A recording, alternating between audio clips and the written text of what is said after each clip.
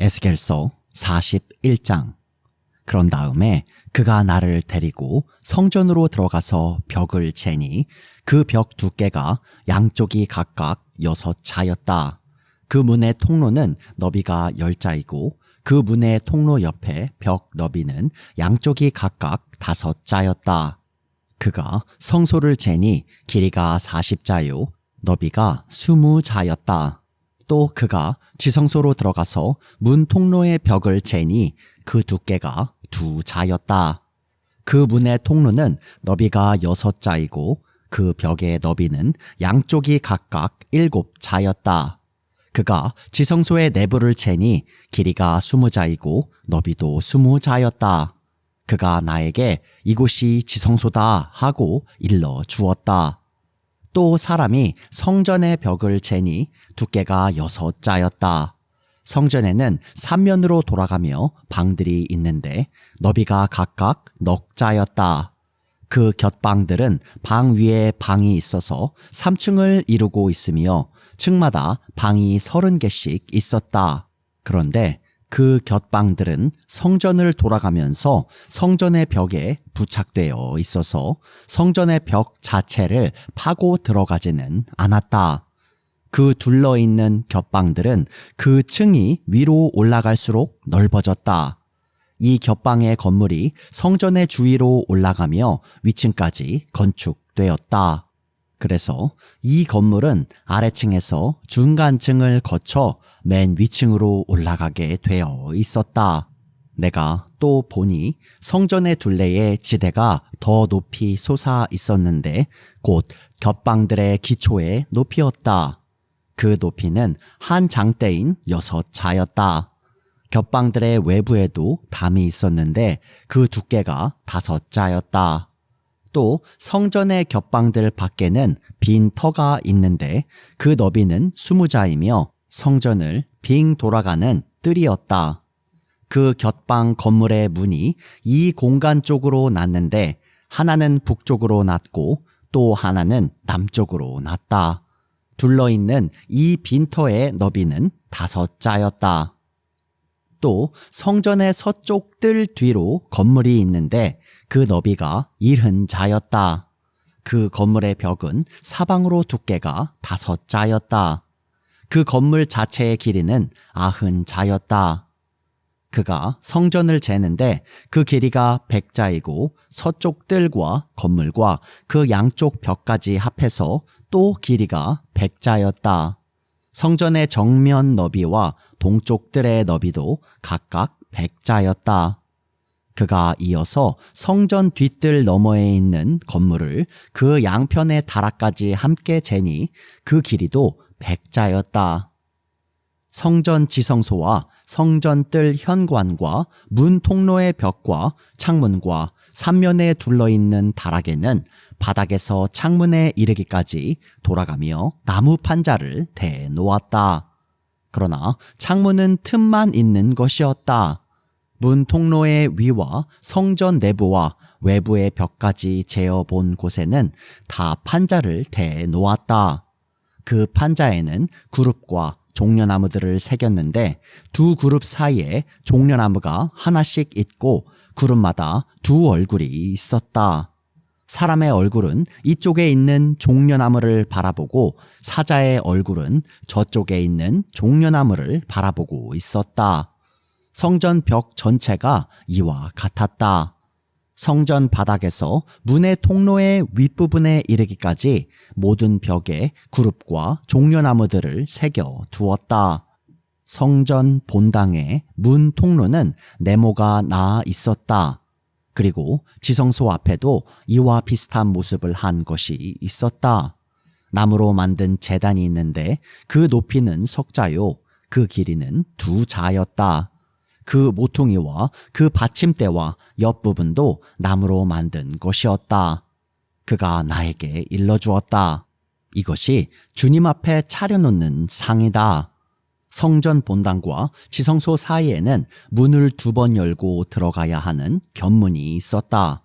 문마다 좌우로 문짝이 둘이 있고 각 문짝에는 아래 위로 2개의 돌저기가 붙어 있었다. 4개의 문짝에는 모두 그룹들과 종려나무들이 새겨져 있어서 성전의 모든 벽에 새겨진 모습과 같았다. 성전 바깥의 정면에는 나무 디딤판이 있었다. 또 현관의 양쪽 벽에는 곳곳에 틀만 있는 창과 종려나무의 그림이 있고 성전의 곁방과 디딤판에도 모두 같은 장식이 되어 있었다. 에스겔서 42장. 그 사람이 나를 데리고 북쪽으로 길이 난 바깥 뜰로 나가서 2 방으로 나를 데리고 들어갔는데 방 하나는 성전 뜰을 마주하고 있고 또 하나는 북쪽 건물을 마주하고 있었다. 북쪽을 마주한 그 방을 재니 길이가 100자이고 너비가 50자였다. 20자 되는 안뜰의 맞은 쪽과 돌을 깔아놓은 바깥뜰의 맞은 쪽에는 3층으로 된 다락이 있었다. 또 그 방들 앞에는 내부와 연결된 통로가 있었는데 그 너비가 10자요 그 길이가 100자였다. 그 문들은 북쪽으로 나아 있었다. 3층의 방들은 가장 좁았는데 1층과 2층에 비하여 3층에는 다락들이 자리를 더 차지하였기 때문이다. 이 방들은 3층이어서 바깥 마당의 현관에 있는 기둥과 같은 기둥이 없었으므로 3층은 1층과 2층에 비하여 더 좁게 물려서 지었다. 이 방들 가운데 한 방의 바깥담 곧 바깥 뜰 쪽으로 이 방들과 나란히 길이 50자가 되는 바깥담이 있었다. 바깥 뜰을 마주하고 있는 방들의 길이는 50자였고 성전을 마주하고 있는 방들의 길이는 100자였다. 이 방들 아래층에는 동쪽에서 들어오는 문이 있었는데 바깥 뜰에서 그리로 들어오게 되어 있었다. 뜰을 둘러싼 벽이 바깥뜰에서 시작되었다. 건물 앞 빈 터 남쪽으로도 방들이 있었다. 이 방들 앞에도 통로가 있는데 그 모양이 북쪽에 있는 방들과 같은 식으로 되어 있고 길이와 너비도 같고 출입구 모양과 구조도 같고 문들도 모두 마찬가지였다. 이 남쪽에 있는 방들 아래 안뜰 담이 시작하는 곳에 출입구가 있었다. 동쪽에서 들어오면 빈 터와 건물 앞에 이 출입구가 있었다. 그 사람이 나에게 일러 주었다. 빈 터 맞은 쪽에 있는 북쪽 방들과 남쪽 방들은 거룩한 방들로서 주께 가까이 나아가는 제사장이 가장 거룩한 제물을 먹는 방이다. 그 방들은 거룩하기 때문에 제사장은 가장 거룩한 제물과 제물로 바친 모든 음식과 속죄 제물과 속건제의 제물을 모두 그 방에 두어야 한다. 제사장이 그 거룩한 곳으로 들어가면 그 거룩한 곳에서 직접 바깥 뜰로 나가서는 안 된다. 그들이 주님을 섬길 때에 입은 옷이 거룩하기 때문에 그곳에서 자기들의 예복을 벗어놓고 다른 옷을 입은 다음에 백성이 모여있는 바깥뜰로 나가야 한다. 그 사람이 성전의 내부 측량을 마친 다음에 나를 데리고 바깥 동쪽 문으로 나와서 사면의 담을 측량하였다. 그가 장대로 동쪽 담을 재니 그 장대로 재어서 500자였다. 북쪽 담을 재니 그 장대로 500자였다. 남쪽 담을 재니 그 장대로 500자였다. 그가 서쪽으로 와서 서쪽 담을 재니 그 장대로 500자였다. 그가 이렇게 성전의 사방을 재니 사방으로 담이 있어서 길이가 각각 500자였다. 그 담은 거룩한 곳과 속된 곳을 갈라 놓았다. 에스겔서 43장. 그 뒤에 그가 나를 데리고 동쪽으로 난 문으로 갔다. 그런데 놀랍게도 이스라엘 하나님의 영광이 동쪽에서부터 오는데 그의 음성은 많은 물이 흐르는 소리와도 같고 땅은 그의 영광의 광채로 환해졌다. 그 모습이 내가 본 환상, 곧 주님께서 예루살렘 도성을 멸하러 오셨을 때의 본 모습과 같았으며 또 내가 그발 강가에서 본 모습과도 같았다. 그래서 내가 얼굴을 땅에 대고 엎드렸다. 그러자 주님께서 영광에 쌓여서 동쪽으로 난 문을 지나 성전 안으로 들어가셨다.